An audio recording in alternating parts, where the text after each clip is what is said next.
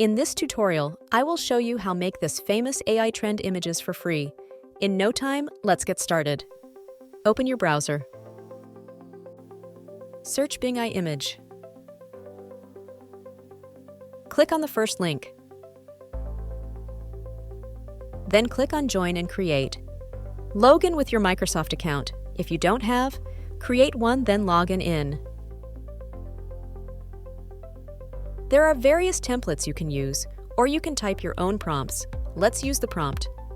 Type your prompt here. I will be typing this prompt. A kid with big eyes wearing black and yellow hoodie in a street, also lights in the background. Then click on Create. Then click on Image to preview. If you want to download the image, just click on the download button. That is all for today. Make sure to like, comment, and subscribe. See you next week.